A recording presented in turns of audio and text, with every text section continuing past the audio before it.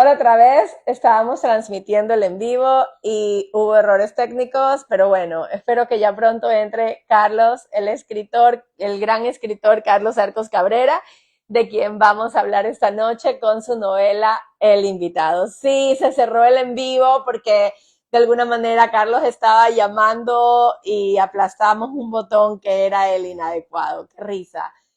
Claro, como me salía el botón arriba, al yo hacer clic se aplasta la X, ¿no? Ya, entonces no pasa nada, ya lo vamos a lograr y las personas que estaban seguramente volverán a entrar. Hola Fer, aquí segundo intento, vamos. Ok, ya se unió, perfecto. Entonces Carlos, hola, ya se unió, ahora sí veo la solicitud.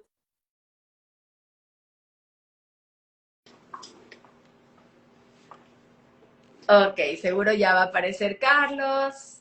Ajá. Ahí está. Hola Mariela, ¿me Lo escuchas? logramos, Carlos, hola. Perfecto, excelente, gracias, oye. Qué lindo verlo, Carlos, gracias. Sabíamos que tras algunos intentos lo íbamos a lograr. Eso es excelente, excelente. Es para mí un gusto y Bueno, un honor conversar con usted esta noche a propósito de esta novela, El Invitado. Y bueno, hice una introducción que ya no se grabó, así que lo presentaré con muchísimo gusto nuevamente si me lo permite. ¿Está bien? por supuesto, usted es la dueña la dueña de la casa. Me gusta hacer esta entrevista más a manera de conversatorio y de ir explorando temas, sobre todo a raíz de esta novela, pero también me gusta, por lo que queda grabado y tal, digamos, dar una presentación un poquito más formal de mis invitados cada vez que puedo. Entonces, voy a leer algunos datos importantes de la biografía de Carlos Arcos Cabrera, sociólogo y escritor ecuatoriano, miembro correspondiente a la Real Academia Ecuatoriana de la Lengua. Es autor de novelas importantes en la literatura ecuatoriana, como la que abordaremos esta noche, El Invitado, con la que obtuvo por segunda ocasión el importante premio literario Joaquín Gallegos Lara a la mejor novela publicada en el año 2007. La primera ocasión, que fue en el 2003, lo ganó con Vientos de Agosto, otra gran novela. Bueno, quería invitarlos a conocer a este gran escritor, quienes ya lo conocen, a seguir explorándolo. Tiene una amplia obra literaria que aborda miradas históricas que van desde la Guerra Civil Española, dictadura de Augusto Pinochet, acá esta problemática del Perú, que ya trazaremos mejor la época exacta, pero que aborda más o menos, me parece a mí, el periodo entre las 80 a 1980-2000, aunque siento que es más de la década de los 90, y que tiene una gran serie de libros de literatura juvenil en la que explora la sociedad y costumbres de la comunidad precolombina Jamacuaque. Lo pueden leer también como columnista en la revista virtual Plan B. Ahí estuve leyendo algunos de sus artículos muy interesantes.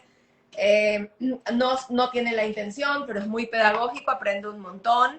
Realmente siento que esta mirada desde la sociología en su literatura nos ayuda a contextualizar, comprender y profundizar muchísimo más en la naturaleza humana.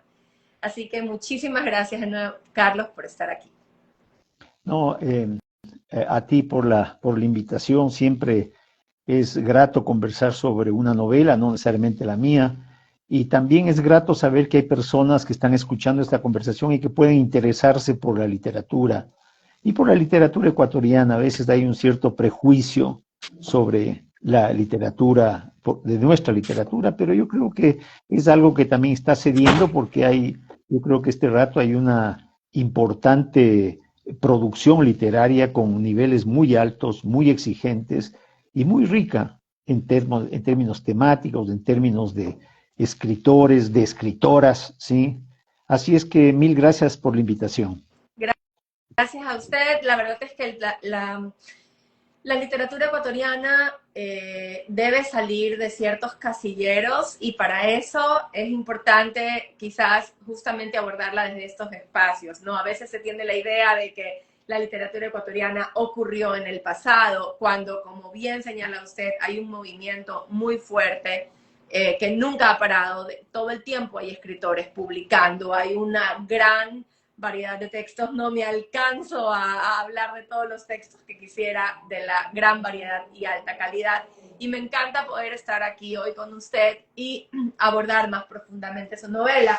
Antes de entrar de lleno aquí a hablar del invitado, sí tengo quizás una primera pregunta, y es, ¿qué es para usted la literatura? Es una pregunta muy amplia, pero no es tan inocente, ¿no? Se habla de la literatura desde muchas perspectivas. ¿Qué es para usted? ¿Qué significa para usted? Eh, Honestamente, digamos, la literatura es una forma de vida, es una forma como se vive interiormente y cómo se vive el mundo. Para mí la literatura es eso, es la forma como he tratado de entenderme y entender el mundo. Obviamente, una práctica vital, una práctica a la que se llega. Yo soy alguna vez un escritor, un crítico que escribí en Daines, me calificó a mí y a otros escritores de mi edad como, digamos, como tardíos, como que llegamos tarde, no en el sentido de que sea de Estela, que estemos fuera de época, sino porque tuvimos que vivir algunos años antes de animarnos a publicar un primer libro, a pesar de que en mi caso yo escribía siempre, pero no había publicado. Lo que escribía le daba a la crítica del fuego, lo cual creo que fue positivo. A tal punto que mi primera novela lo escribo en el año 94, si no me equivoco, cuando ya era un hombre grande y había vivido bastante. Entonces, para mí la literatura es el lente con el cual me miro y miro la vida, ¿sí?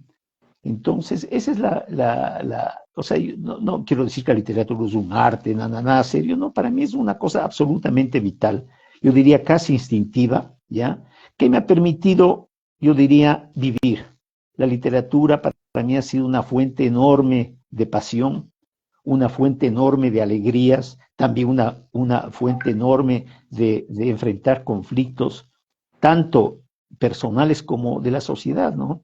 Eso para mí es la literatura. Gracias por esa respuesta. Usted es un escritor que nace en 1951 y publica su primera novela en 1997, de acuerdo a los registros que yo tengo. Entonces, Así me es. interesa mucho leerla, no la he conseguido. Un asunto de familia. A mí los temas familiares me encantan y acá yo siento que la familia, bueno, no lo he explorado tanto a usted en todas sus obras, no me atrevería a decirlo, pero acá en esta novela El invitado, la familia, es un tema fundamental. La comunicación familiar es algo a lo que vamos a entrar a conversar y bueno, que su primera novela sea un asunto de familia me llama muchísimo la atención. Bueno, si me envía la dirección por correo, le haré llegar un ejemplar. Es una novela, digamos, que circuló poco, lamentablemente, porque para mí es una novela muy intensa, muy íntima a la vez, pero desgarradora, también muy lúdica en muchos aspectos. Lamentablemente, como sucede con las primeras obras, es como una piedra que se lanza en el estanque y la piedra se hunde y solo quedan unas olas ahí. Pero me encantaría que lo lea. Creo que es una novela muy linda, para hacer mi primera novela. Bueno, ya es una novela madura, con una estructura muy interesante y además una novela que el rato que la toma, no la deja. Estoy segurísima de eso. Esta novela me la acabé, no sé si en 3 o 4 días, y ya porque había trabajo que hacer. Es imposible soltarla, y eso habla tanto de la estructura, primero que nada, tan organizada. Digamos, me sorprendió gratamente la maestría con la que va hilando la tensión, realizando las descripciones. Las descripciones están muy bien hilvanadas, primero entre el ambiente. Tú enseguida como lector te sientes en este espacio, estás respirando ese ambiente y entras a, digamos, vincularte con cada uno de los diferentes protagonistas o personajes de esta novela, y realmente yo no podía parar de sufrir, sobre todo por el destino de Felipe Papá, ¿no? No podía parar de sufrir por ese destino que a veces, si uno prende el noticiero, siente que no es tan lejano en nuestro país. Quería hacer una breve introducción como por organizar aquí a la audiencia y que comprendan un poco algo general del invitado. El invitado procura detenerse, analizar, yo me atrevería a decir preguntar y profundizar en el conflicto armado interno del Perú. ¿Sí? Me parece que es entre 1980 y el año 2000, aunque ya vamos a conversar sobre eso porque yo siento que es más hacia el 90, pero este causó, yo leía, ¿no? Que causó alrededor de 70,000 víctimas mortales. Entonces, cuéntanos un poco el contexto histórico en el que se enmarca el invitado, Carlos. Ya, bueno, en primer lugar, digamos, el reto que para mí como escritor significó escribir una historia que sucede enteramente en Perú, con personajes peruanos, con voces peruanas, con un lenguaje que difícilmente un lector peruano va a decir, este hombre no es de aquí. Y eso me han comentado, me ha sucedido. Entonces, digamos, el primer elemento que quiero señalar es eso, o sea, cómo un escritor ecuatoriano afronta en Perú un tema vinculado con la violencia. Entonces viene la segunda preocupación, ¿por qué la violencia?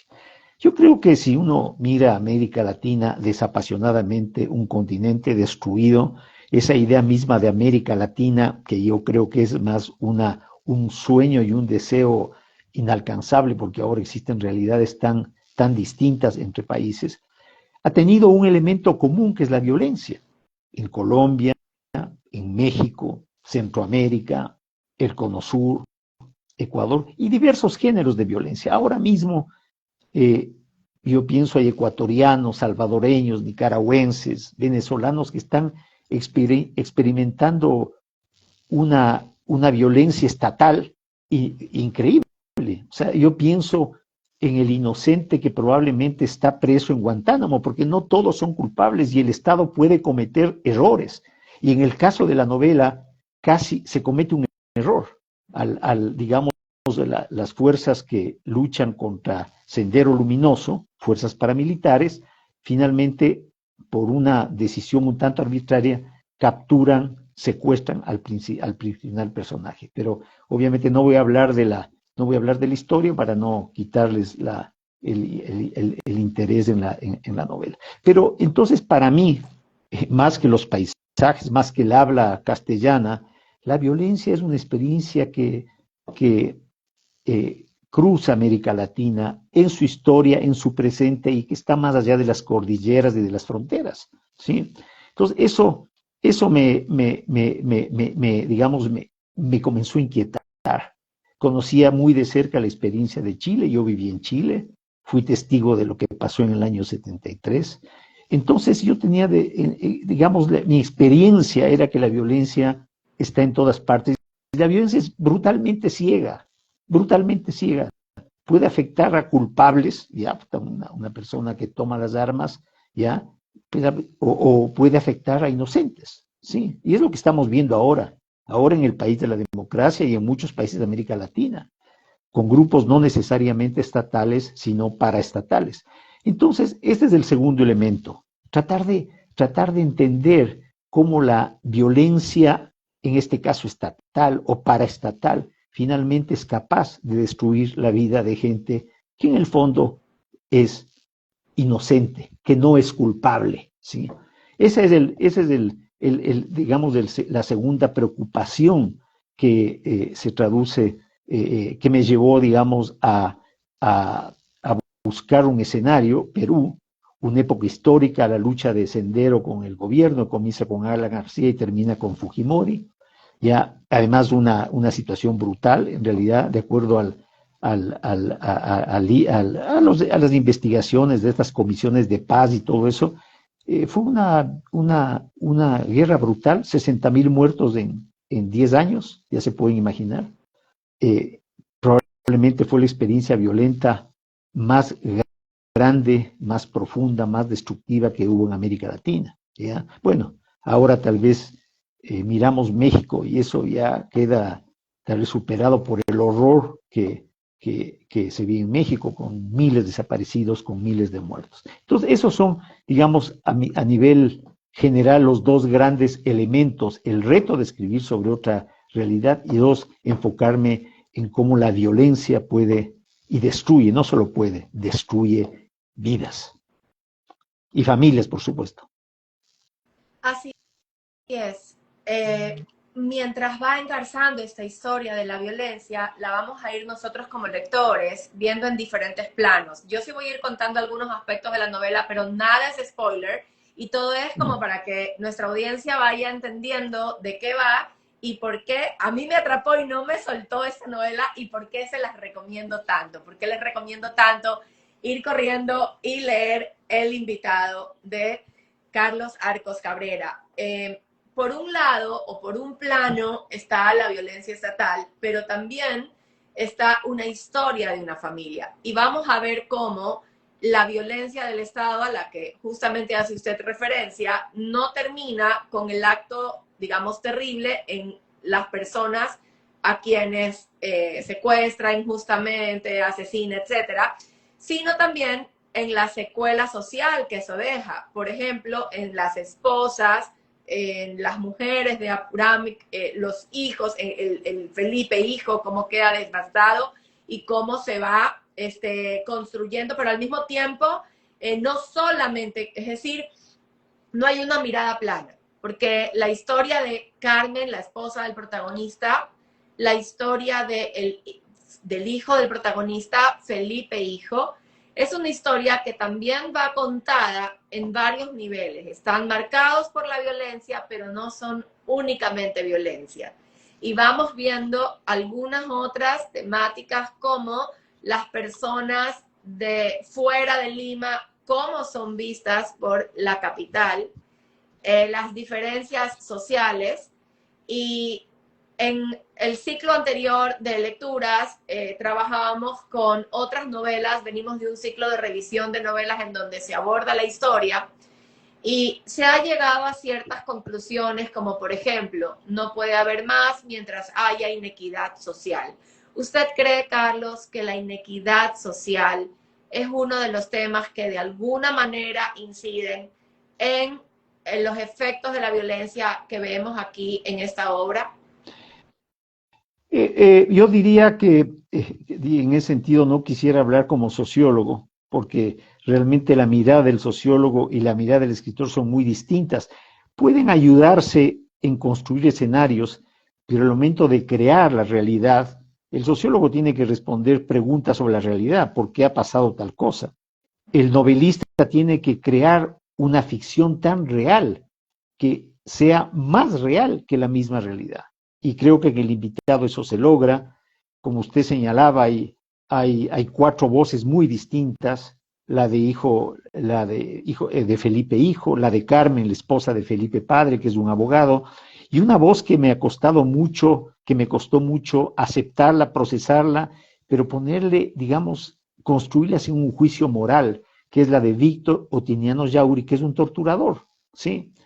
Entonces, sí, o sea, la inequidad en sí misma es una forma de violencia. Si hay un niño que se está muriendo de hambre y 3 cuadras más ya se bota comida porque nadie come, ¿ya? O se malgasta en comida chatarra, y eso es un acto de violencia. Pero lo curioso, lo paradójico, que es una situación violenta tan aceptada que nadie se conmueve. Yo creo que nos acostumbramos a ver, o sea, lo que pasa cuando va en el auto y usted ve que el enésimo, qué sé yo, persona de la calle se acerca a venderle un chicle o a limpiarle el parabrisas. Es común que ya no se le mire. Mirar a los ojos, establecer un contacto. Y eso, digamos, la violencia de la situación finalmente termina siendo asimilada, aceptada como algo natural. Entonces, sí, el país hay mucha pobreza, pero de alguna manera es algo ya tan obvio, tan natural, que hay que armar todo un discurso político y sociológico para ponerlo en carpeta, generalmente en las elecciones. Entonces, entonces yo sí creo que, digamos, y hablo en plural, yo creo que aquí no hay inocentes y culpables, creo que hay una generalización, hay finalmente un acostumbramiento a las situaciones de injusticia. Se convierten en normales, en naturales. Así es. Y la literatura nos abre a preguntas, a miradas que nos sacuden y nos obligan a volver a mirar la realidad, como usted menciona, desde una perspectiva mucho más verdadera, fuerte, intensa, mucho más real que la misma realidad o que los mismos hechos tal como están descritos. Aquí el Estado persigue, secuestra y asesina a civiles que de alguna manera son sospechosos o están involucrados en ser revolucionarios o ser parte del movimiento revolucionario Tupac Amaru, el MRTA. Este movimiento se diferencia de Sendero Luminoso por no tener unos métodos violentos contra la población civil tan fuertes o tan violentos como el MRTA, ¿verdad? Pero, digamos, el MRTA no es tan violento supuestamente como Sendero Luminoso, sin embargo, ambos son digamos, un objetivo de parte del Estado. El Estado, ¿por quién se vale para reprimirlos? Por los militares, los policías. ¿Cómo opera esta represión, Carlos, en el contexto histórico de la novela? Bueno, como le digo, como ya dije, cuando me planteé como reto literario construir una novela en el cual el tema de la violencia sea central, ¿ya? Claro, investigué, leí mucho sobre Perú, sobre Chile, estos famosos libros que se hicieron post dictaduras y post guerras. Prácticamente el Perú vivió una guerra civil, hay que decirlo así. Entonces, el tema es que es difícil diferenciar en un momento ya entre victimarios. Si el victimario es de tal partido, está bien, pero si es del otro, está mal. El victimario es victimario y la víctima es víctima. La víctima es un sujeto al cual le cortaron la voz, el espíritu y yace probablemente en una fosa común en algún lado. Entonces, una de las cosas que sí pienso y que en la novela está claramente expresada es que incluso los torturadores son de alguna manera víctimas del sistema. Y en algún momento también piensan de por qué les tocó esa vida, si no optaron por ellos, sino que el Estado finalmente le puso en el lugar de la tortura, ¿ya? Y son gente que también ama, que tiene hijos, que tiene familia, ¿ya? Entonces, escribir una novela como el invitado implica, ante todo, que el escritor acepte la voz de los personajes más controversiales, en este caso el de Víctor Otiniano Yauri, ¿sí? Y acepte también conductas que moralmente podrían parecer censurables, ¿ya? ¿Sí? El tema de la fidelidad dentro del matrimonio. Felipe es un tipo que se enamora con cierta facilidad, pero Carmen no está exenta de también sus experiencias eróticas y románticas, ¿ya? Y también un hijo que no entiende a sus padres, que no es entendido por sus padres y que vive un mundo propio de los chicos, es el mundo de los videojuegos. Eso es Felipe. Su entorno son sus compañeros, ¿ya? Con los cuales habla, con los cuales comparte, pero hasta cierto punto, hasta que la violencia también le pone en el plano de víctima y algunas amistades no resisten ese cambio al cual, digamos, se ve forzado Felipe hijo. Entonces, yo diría que digamos, no es a mi juicio, y por eso hago alusión en la novela a la peste de Sartre, ¿ya? El rato que alguien toma la violencia para justificar un acto, de acuerdo a Camus, está con la peste, ¿sí? La peste de la violencia alcanzado. No importa si estás en el lado A o en el lado B o en el lado Z, ¿ya? Las víctimas son víctimas y los victimarios, victimarios. Generalmente la historia y la ideología trata de justificar eso, pero la literatura no puede justificar eso, no puede. Tiene que mirarlo con ojos desnudos. Eso Y es lo lo que logra, pienso. y nos deja temblando la profundidad con la que aborda ese lado oscuro también de los seres humanos. Justamente con Víctor Otiniano Yauri, en la página 64 a mí me impresionaba cuando él narraba su historia de cómo se le torció la vida, él denuncia a un Estado homicida, de soluciones planas, radicales, que a la larga traen más violencia al país. Víctor Otiniano Yauri no tenía ni intenciones de asesinar, nunca había matado, hasta que en el gobierno de Alan García, entre el 85 y el 90, se les da la orden de no dejar a ningún terruco vivo. Y en ese momento a él se le tuerce la vida, como él señala, y se va a ir gestando también una figura interesante, compleja, dolorosa, sí, capaz de hacer mucho daño, pero también víctima de un gran mal, tal como usted nos está comentando aquí. En ese sentido, dígame. No, que así es. Yo creo que tal vez una revisión más de ojos abiertos y más crítica de la historia hace aparecer a los héroes como villanos, porque muchos fueron villanos, a pesar de que son héroes, ¿no? Entonces, el hecho de mirar sin juicio moral, ya en el caso de la novela, porque hubiera sido más fácil decir que Otiniano era un matón miserable y que no, y que debía ser condenado, eso podía haber, sino tratar de entender esa conducta.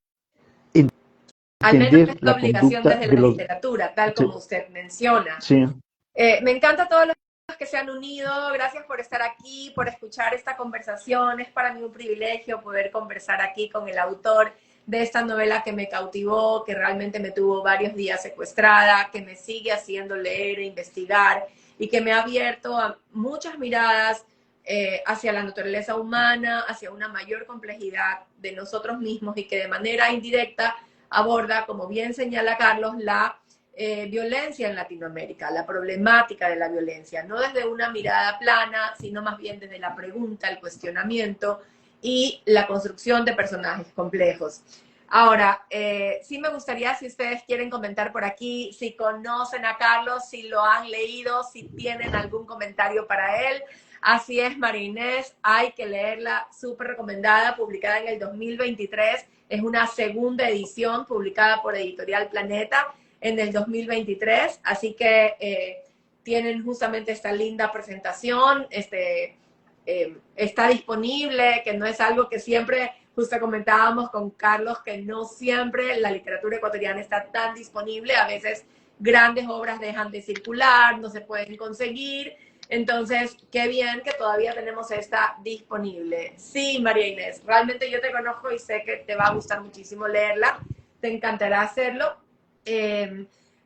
Así que sí, muy recomendada. Y también me gustaría abordar un poco más sobre la conversación a partir de la relación de Felipe padre, Felipe hijo y Carmen, ya como núcleo familiar. Aquí hay un tema en relación con la comunicación, ¿verdad? La novela inicia con una dedicatoria, está el contexto histórico, pero tengo 3 citas que nos hablan de lo impactante que es la problemática de comunicación en esta familia.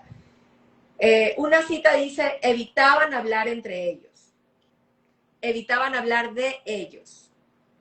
Uno tenía su mundo vedado a la mirada del otro. El silencio y el ocultamiento provocaban dudas y susceptibilidades.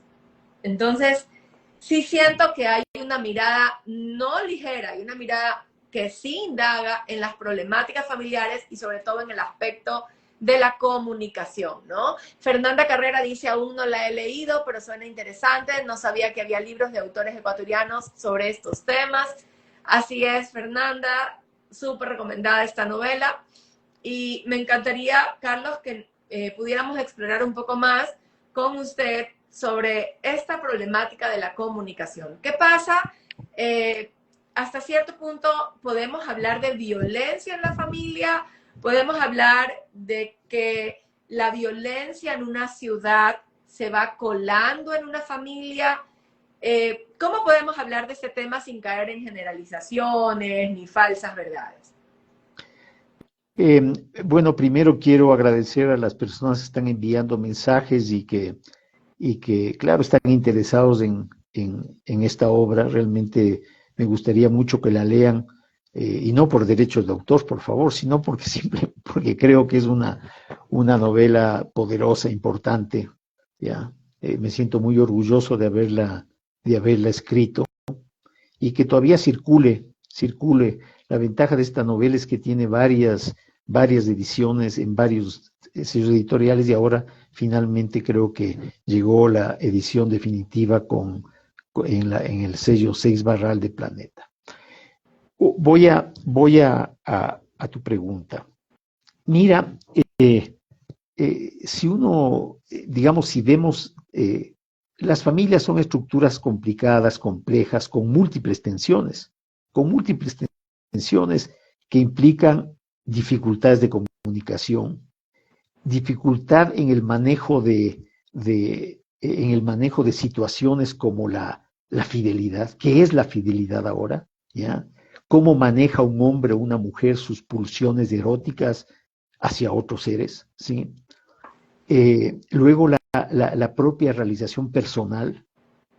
Se han casado cuando tienen 23 años y han cumplido 46, son 20 años de diferencia y probablemente con quien te casaste o se casó y lo mira desapasionadamente, probablemente dice me casé con otra persona, hombres y mujeres. Entonces, yo creo que ahí hay un tema muy fuerte de comunicación, de comprensión del otro y demás. Y ahora, digamos, comunicación, los problemas de comunicación siempre han existido, incluso por diferencias de edad y de género. Es un diálogo hombre y mujer, un diálogo complejo y más complejo aún un diálogo con los hijos, porque hay una diferencia de edad, hay una diferencia de valores, los chicos aprenden ciertas cosas en el colegio que los padres ni siquiera se enteran que han aprendido, y en ese sentido es muy interesante esa serie Adolescentes que están pasando en Netflix, no estoy haciendo publicidad por si acaso. Entonces, mira, si cualquiera que vaya ahora y les sugiero que lo hagan, vayan a una cafetería, a un restaurante y vean a parejas, a familias que cada uno tiene su celular y no cruzan una sola palabra durante se están chateando con quien sea, no importa, pero es un silencio que abruma. Y no hay un padre que diga, bueno, dejemos una hora al lado de los celulares, o una madre que diga, basta de celulares, vamos a conversar, vamos a tratar. Entonces, esa frase de ocultamientos, a la que se refiere el párrafo que leíste, es en realidad la constatación ahora de una realidad masiva. Probablemente el celular se convirtió a la vez en digamos, una vía de escape a la tensión que provoca el silencio, o el no querer decir, o el callarse, ¿ya? Y digamos, y las personas buscamos, no quiero excluirme, buscamos una vía de escape ante la pesadez del silencio, de la falta de diálogo y de una situación en la cual, digamos, finalmente tú no quieres demostrar al otro ni tus preocupaciones, ni tus valores, ni tus frustraciones, ¿ya? Entonces, uno puede ver cómo Felipe, hijo, va transformándose frente a un acto terrible. Mi padre, perdón, en una parte, bueno, no voy a hacer spoiler, tienes razón. Entonces el tema es ese, yo creo que una de las grandes realidades del presente, y que se arrastra ya tiempo atrás, es que la familia como estructura que teníamos en la cabeza de la relación hombre, mujer, padres, hijos, es una estructura con unas presiones brutales. Y creo que eso se refleja claramente en la novela, ¿sí?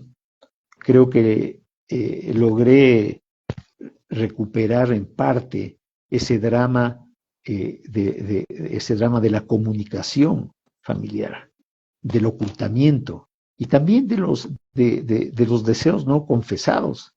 Esa es la cosa. Totalmente de acuerdo, realmente muy profundo, muy lleno de nuevas preguntas, de miradas refrescantes, con una honestidad abrumadora, con una honestidad necesaria. Otro tema que me parece que es muy valioso de comentar es el de la educación. Hay una mirada interesante a la escuela, a la comunidad, no solo a la familia, sino a la comunidad y a todos los adultos que están involucrados en el tema de la educación, ¿no? A mí, bueno, yo soy profesora de colegio, entonces también me daba desde muy cerca las decisiones de la profesora de literatura. Felipe, como protagonista, empieza muy joven y tras los sucesos va cambiando su tono.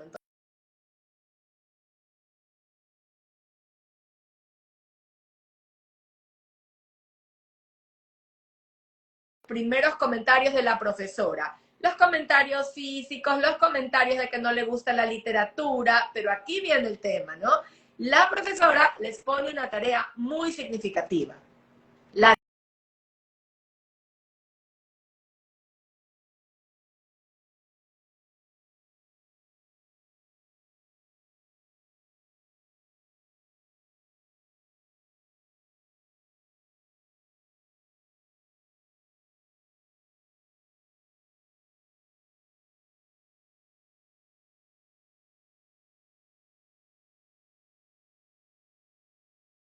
de educación.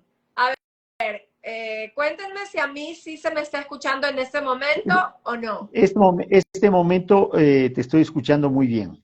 Ok, parece que una intermitencia, cosas del internet, pero Así espero que ya haya pasado. Así es, así es. En este Ya. momento sí me escucha ya de corrido. Perfectamente, perfectamente. Genial, qué alivio. Gracias, Lupe, Silvana, también por estar pendientes y contestar que ya se oye.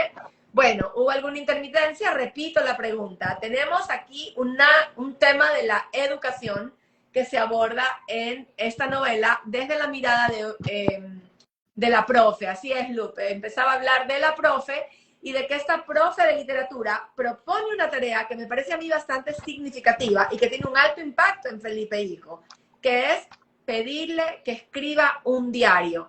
¿Qué mirada sobre la educación propone usted? ¿Qué críticas implícitas cree usted, Carlos, que nos puede regalar a manera de reflexión en este momento sobre la educación y sobre todo la educación en literatura? Bueno, te digo, en ese sentido soy muy escéptico, muy crítico. Yo creo que una de las grandes crisis institucionales es del sector educativo y no solo en Ecuador. Creo que en todo el mundo hay una crisis muy fuerte que tiene una pregunta: ¿qué es educar? ¿Qué significa educar? Llenar de conocimientos a una persona o disciplinarla en el sentido que habla este filósofo.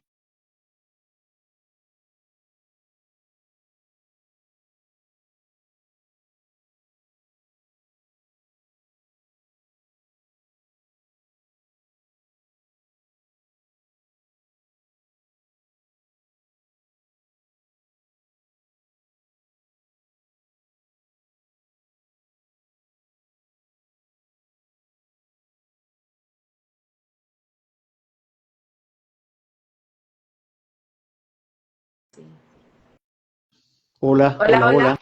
Sí, Se parece que se cortó. paró un ratito, pero continuamos. Esta profesora que tiene Ya. un apodo muy... Muy fuerte el que le dan los chicos, ¿no? Ya.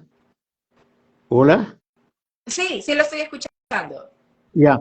Entonces, esta profesora, digamos que ante también la resistencia, porque hay una resistencia muy fuerte de los chicos a entrar en el juego de los profesores, ¿ya?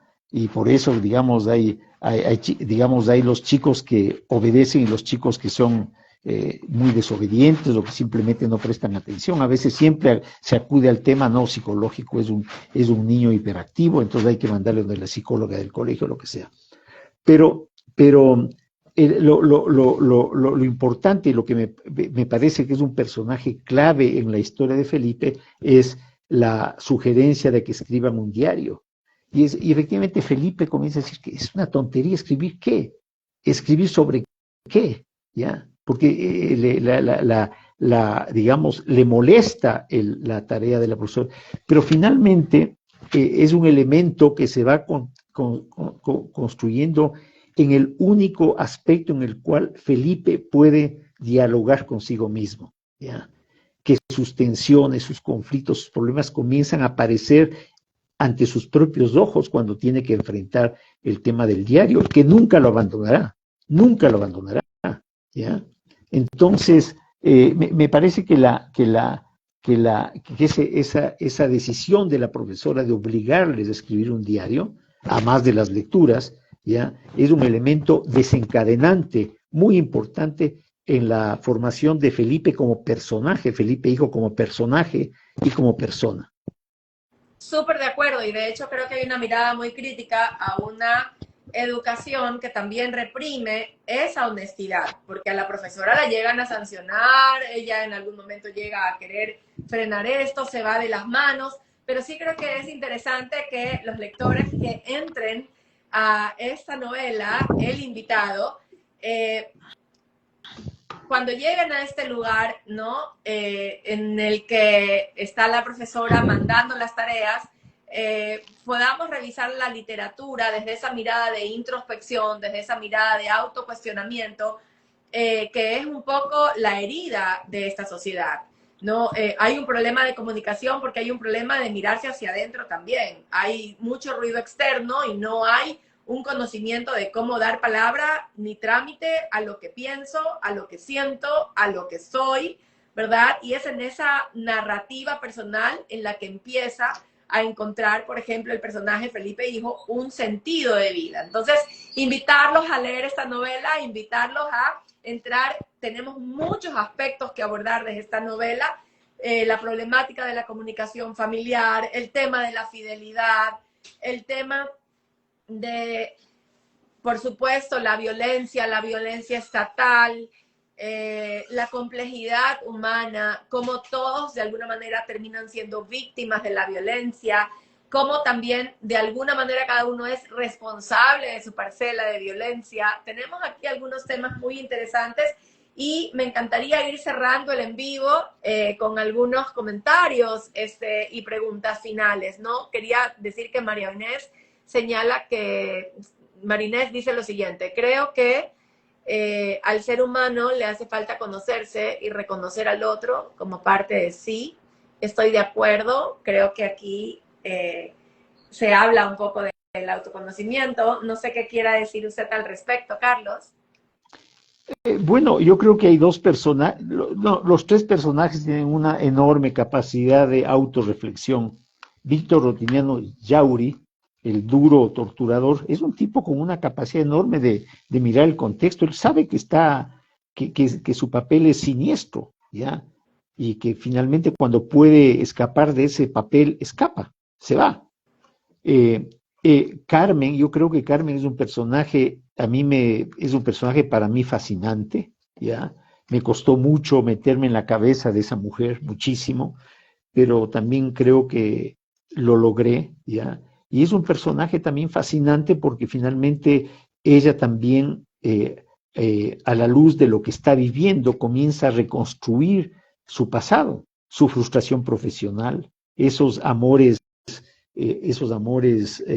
yo diría, eventuales que finalmente no le dan nada, sino que digamos, le demuestran su propia soledad. Y ella, por ejemplo, me parece increíble y me da la impresión que es un personaje que a mí me gusta mucho, me costó mucho hacerlo, pero me parece fascinante, y no es que yo sea el escritor de la novela, sino que son personajes que marcan. Y el otro gran, o sea, si Felipe hijo repiensa su vida a partir del diario que le obliga a escribir la profesora, si Carmen en su soledad y abandono, ya porque es una mujer sola, una mujer que ha fracasado profesionalmente, también comienza a reflexionar. Y por supuesto, Felipe padre, cuyo encierro, cuya prisión se convierte en el gran momento de reconstruir su vida, sus fracasos, sus amores, sus desamores, sus traiciones y demás. Entonces, en ese sentido, yo diría que antes que una novela que, digamos, a más de una novela que reflexiona sobre un contexto de violencia, también es una novela en la cual los personajes se abren a tratar de comprenderse, a tratar de perdonarse, a tratar de aceptarse. Y en ese caso, bueno, en el caso de Felipe no es tan así, de Felipe hijo, pero en el caso de Carmen, de Felipe padre y de Víctor Otiniano es así. En el caso de Felipe hijo, bueno, tienen que leer para saber cuál es su destino, no vamos a poner aquí información adicional. Pero así es que el autoconocimiento, la autorreflexión, esa forma íntima de mirarse desnudamente, ya no ponerse flores, que soy una magnífica persona, que no, que yo soy muy honrado, no, que yo soy honesto, que no.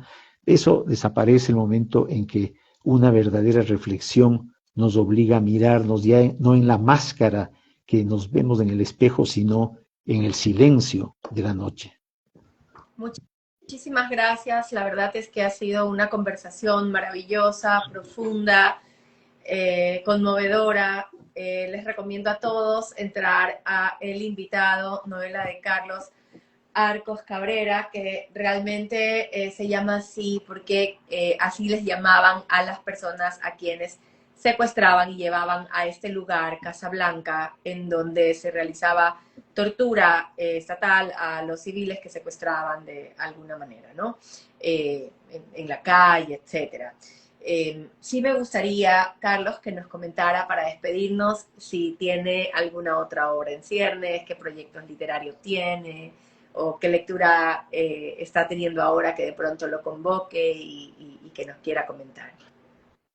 Bueno, de los proyectos es mejor no hablar, porque hay tantas circunstancias en la vida que pueden quedar simplemente como una idea, como una nota, como unas páginas escritas, y hay que dejar que los proyectos también vivan por sí solos, se defiendan y adquieran los personajes una voz propia. Así es que sobre proyectos no me gusta hablar, en realidad. Ahora, ¿qué estoy leyendo ahora? Estoy con una combinación de lecturas.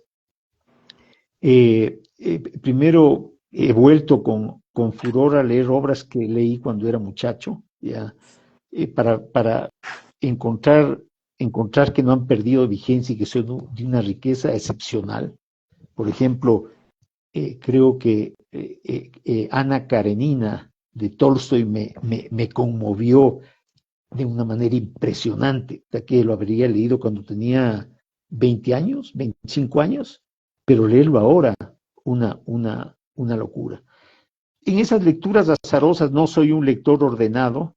Leí también una novela de una escritora inglesa, Doris Lessing, que se llama Diario de una buena vecina, que es una novela excepcional, escrita con ojos de una gran escritora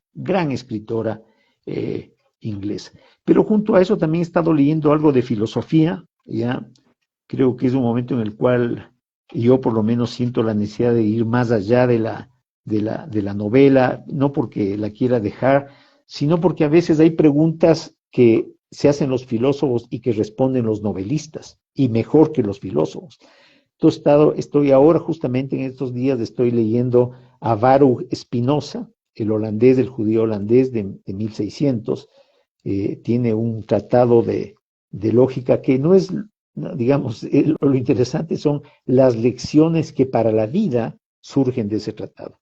Y un escritor que le he leído ya varias veces porque es muy complejo, es Marco Aurelio y sus meditaciones del último emperador romano, un tipo brillante, que a mi juicio es el primer budista de Occidente, porque su pensamiento es muy cercano al budismo. Ahora, me dirán, estás loco, porque ¿qué sabía en Roma de la existencia de la filosofía budista? Probablemente no existió, pero hay esas coincidencias a veces en la producción intelectual que son sorprendentes, ¿no? Entonces estoy combinando lecturas antiguas, estoy como recuperando libros que me había olvidado y que son fantásticos. Hablaba de Tolstoy, ¿ya? Pero también estoy leyendo justamente ahora de Dostoyevsky, digamos, los retratos de la reflexiones sobre la casa de los muertos. Son escritores formidables, bueno, y bueno, yo creo que ya de pronto cuando estás cansado de las novedades, comienzas a ver lo que fueron novedades hace muchos años y que curiosamente son de una riqueza literaria en ciertos momentos, yo creo que insuperables. Perdón, eso es. Totalmente de acuerdo, de verdad, muchísimas gracias por estas recomendaciones de lectura. No se preocupen que se las voy a dejar escritas y subidas. Me parece que de Spinoza usted ha estado trabajando porque me parece que uno de los artículos que escribió hace poco en Revista B habla de él, ¿o estoy equivocándome? Creo que se equivoca porque Baruch Spinoza, digamos, yo recién lo estoy leyendo y procurando Seguro es otro entender por Spinoza. qué. Sí, este es, no es Spinoza, sino es Spinoza, digamos, ¿sí? Baruch Spinoza. Pero bueno, eso es, y bueno, yo lo único que me queda es agradecerte por el espacio, por la posibilidad de conversar de estos temas que no siempre se conversan. Y luego también agradecer la presencia de las personas están participando, de sus preocupaciones, de sus preguntas, de su interés. Yo creo que lo que probablemente mantiene viva la literatura es hablar de literatura, hablar sobre literatura, hablar sobre los libros. Y eso mantiene vivo al libro y a los personajes. Un libro que está sin abrir es un libro muerto y son personajes muertos y creo que tienen el derecho a vivir. Muchísimas gracias, ha sido un placer. Así que bueno, gracias a todos los que se unieron. Realmente ha sido una noche fascinante. Gracias por esta conversación. A todos les recomiendo el invitado de Carlos Arcos Cabrera y nos vemos pronto con nuestra programación. Qué rico conversar de libros con ustedes. Qué privilegio conversar con usted, Carlos. Muchísimas gracias por su tiempo y por todo. No, gracias, Mariela. Sí, buenas noches a todos. Chao, chao.